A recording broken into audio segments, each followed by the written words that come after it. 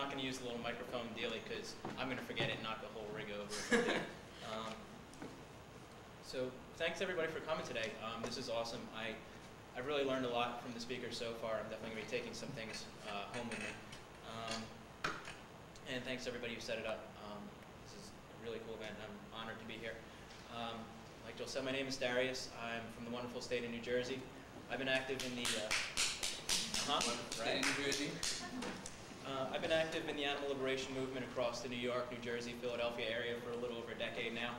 And I'm going to be talking today about the average person. Throughout my 10 years as an activist, my perspective has changed a lot. When I was first involved with activism, I kind of came from like the vegan straight edge scene, so I was surrounded by people who were mostly like-minded, became really enamored with the activist scene, and really moved in those circles. And my perspective was shaped by the people I was around. Over time, mostly like through my job, I've come in a lot more contact with quote-unquote average people. And I've come to realize that we have some certain misconceptions about average people, about how they make their decisions, how their minds work.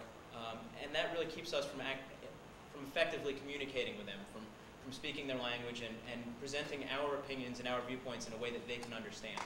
So that's what we're going to be talking about today. When Tony called me up and talked about this conference and the kind of angle it was taking, he said they wanted to bring together people from different movements, people with experience with different sorts of social justice movements and different organizations, and see what kind of common ground we have, see what common experiences we have, what tactics we might be able to share, what common goals we could have, how we could work together towards those goals. And that's definitely a noble endeavor. It's definitely worthwhile. But the more I thought about it, kind of mulled it over for a few days, I got the notion that, you know, what's our best case scenario there? Let's say we decide we all have every goal in common, we can work together, we're all part of one struggle, it's the same fight. That would be nice, and it would do some good, but at the end of the day, we would go from being a fragmented, hopelessly small minority to being a unified, hopelessly small minority. Activists of any stripe, people who consider themselves activists, represent, you know, what, 1% of the public at best, probably a fraction thereof. Until we start reaching that other 99%, until we start actively reaching out to them and making an impact with that other 99%, there's only so much we can accomplish. And what we do with our 1% is pretty damn impressive. I think we do a good job, but it can only go so far. You know, we can network and communicate with one another till we're blue in the face, but it's still a small percent of the population. Until we reach outside those boundaries, there's only so much we can do. So I'd like to talk about why I think we have a hard time communicating with the average person. And when it comes down to it, activists, how many people here would consider them an activist of any sort, by a show of hands? And if you're not, that's cool, but just, okay. We're not normal people. And I don't mean that as a knock, but we're not. We don't think the way normal people think. We don't make our decisions the way normal people make their decisions. We're not normal people. And honestly, we're probably better than normal people. That might sound a little harsh, but I believe it. We're better than normal people. Because we make our decisions based on two parameters. Okay, we make our decisions based on ethical reasoning. If I believe something isn't ethical, I'm not going to do it. Like, I might see a pair of shoes that, you know, I really like. They're, you know, they fit well. They're cheap. Everything's good about them. But if they're made out of leather and I don't agree with leather, I'm not going to buy them. You know, no matter how good the rest of the situation is, the ethical parameter is like a make or break decision for me.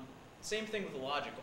My decisions are logical. If I've been vegan for a little over a decade, and it's something I feel very strongly about, obviously, but if someone came up to me today and made a good logical argument for why I should eat meat, I'll listen to them, and if they convince me, cool.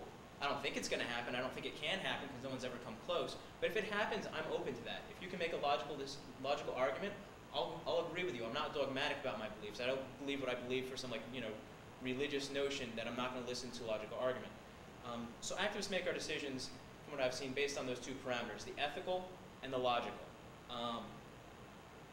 And this leads us to different results than the average person's thinking. Let me give an example of how that works. This is an experience that some people here, I'm sure, have had in one form or another. Let's say you're kind of new to the animal rights thing. You read a little bit about it. You have some kind of vague notion that the way animals are treated in our society is wrong. And you go to your first animal rights meeting. Maybe it's like at a high school, college, what have you. And while you're at this meeting, a video is shown. And you see horrific images of animals being abused, you know, in fur farms, factory farms, vivisection labs, and you're angry, you're appalled, you're disgusted by what you see, and that's totally normal and natural. If someone were to see those images and not be bothered, I think there's something wrong with them. That's normal, but where we go from there is a little unique, and it's what makes us activists. We see that kind of image, and we think, okay, I don't agree with that. I don't agree with what's going on, so I'm not going to support it anymore. I don't want to give my money to those industries, so I'm going to stop buying animal-tested products. I'm going to go vegetarian, go vegan, whatever our decision is. And that feels good for a little while, you know. We feel like we're doing our part. We're not contributing to that injustice anymore. We feel pretty good about ourselves for a little while, and then over a course of time, maybe days, weeks, months, the outside world starts creeping back in, and we realize we're doing our part, but the rest of the world is still going on like it always does, and it's not enough, okay? And we get a very logical thought, which again, part of how we think is logical, and this makes perfect sense. I saw the video. I didn't like what I saw, so I went vegan.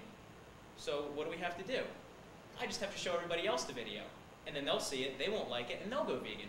And you know, it'll take a couple years in the world to be vegan, it'll be a much better place. And anybody will sit still for 5 minutes, gets shown the video. And something very strange happens that we just can't get our minds around. They're angry, they're upset, they cry, they look away, they can't watch. In many cases, they have a stronger emotional reaction to it than we do. And then this very bizarre thing happens that a couple hours later, they go out to McDonald's and get a cheeseburger. And we, for the life of us, can't make the connection of why that is. How come if they see the video, they're as affected by it as we were, why can't they make that connection and make that change in themselves? And then we spend the rest of our activist careers, you know, yelling at buildings or burning them down or whatever your trip is. But not understanding why we can't make that simple connection, why they can't get it the way we get it. And as I see it, and I'm sure there's all different theories, and they're probably all correct to some degree, but I see three reasons, three ways that normal people make their decisions. First is financial. Okay, the average person will do what is financially in their best interest. They may know that shopping in Walmart is not the ethically best decision, but they're going to do it still because the products are cheap. Okay, the financial trumps the ethical.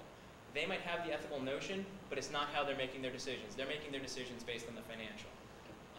Second reason would be convenience. They're going to do what's convenient. You know, look at how much business 7-Elevens and Quick Checks and Wawa's do. You can go 5 minutes down the road to a supermarket, get most of that stuff at a much lower price, but people are going to go to the convenience store because it's convenient. It's in the name, convenience store. So the convenient is even more important than financial, certainly more important than the ethical. As people with the activist mindset, we put ethics above those decisions. You know, we might go and buy the vegetarian shoes that are, you know, twice the price as the normal shoes because it's what we believe in. We're going to drive the extra 45 minutes to go to the vegan restaurant instead of going, you know, 5 minutes down the street to the Outback Steakhouse.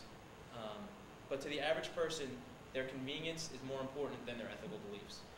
And the third reason I see average people making the decisions that they make is social expectation, which far and away is the most important factor in their decision making. Social expectation can lead people to do anything, from, you know, the clothes we wear, the way we cut our hair, you know, the jobs we have, what we do with our free time, to our moral beliefs. You know, people will do anything if it's what their society expects of them. They'll commit genocide. You know, there's no end to what people will do if it's what their society is dictating they should do, what's normal, what's natural. Most people don't rock the boat. Okay? As activists, we are the 1% who will rock the boat. We'll stand up for what we believe in. Most people simply will not. And what we have to get our heads around is that doesn't make them bad people. Okay? They're not evil, wrong people. They're just people. Our notion of humanity is a little off in that we think the way we are is, that's humans, that's normal, and those people are wrong, they're wicked. They're not, they're people. People by nature aren't what we expect them to be. They're not us. This is why I say activists are better. And Adam really likes that. So this might sound kind of pessimistic, you know, kind of fatalist, like, if people aren't going to make ethical decisions, how are we ever going to get anywhere? How are we going to get people to start doing more ethical things? How are we going to fight these industries if people aren't willing to make ethical decisions?